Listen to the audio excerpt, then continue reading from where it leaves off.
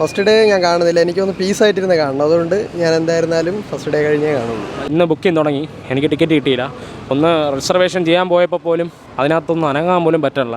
ഞാൻ ആ ഒരു വിഷമം തീർക്കാൻ വേണ്ടിയിട്ടാണ് ഞാൻ ഇവിടെ ലൂസിഫർ ഒന്നുകൂടെ കാണാൻ വിചാരിച്ച് വന്നത്. എന്തിനു കാര്യമാണത്? ആ വിജയണ്ണനാണെങ്കിൽ 2023 ഇട്ട റെക്കോർഡ് ലാലേട്ടൻ തകർത്ത്. പക്ഷേ ഇത് ഫസ്റ്റ് ഡേ കണ്ടില്ലെങ്കിൽ ഒരു പ്രശ്നം എന്താണെന്ന് പറഞ്ഞു കഴിഞ്ഞാൽ, കുറേ എണ്ണം വന്നിട്ട് പടം കണ്ടിട്ട് കമൻസിൻ്റെ താഴെ വന്നിട്ട് നമ്മളിപ്പോൾ ട്രോൾ പേജസൊക്കെ നോക്കും, ട്രോൾ പേജസ് ഉൾപ്പെടെ കമൻസ് ഉൾപ്പെടെ എല്ലാം വന്ന് സ്പോയിൽ ചെയ്യും. അങ്ങനത്തെ കുറേ പ്രശ്നങ്ങളുണ്ട്. പിന്നെ ട്വിറ്ററിൽ തന്നെ സോഷ്യൽ മീഡിയയിൽ ഹേറ്റ് സ്പ്രെഡ് ആവാൻ ചാൻസ് ഉണ്ട്. പിന്നെ കുറേ സീനുകൾ ലീക്ക് ചെയ്യാനുള്ള ചാൻസ് ഉണ്ട്.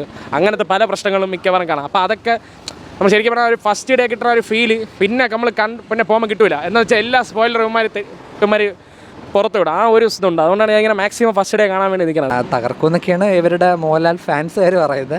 ചിലപ്പോൾ തകർക്കുകയായിരിക്കാം. 500 കോടി 600 കോടി എന്ന് ഇവരൊക്കെ പറയുന്ന കള്ളക്കണക്കാണെന്നല്ലേ ഇപ്പോൾ നിർമ്മാതാക്കൾ പറയുന്നത്.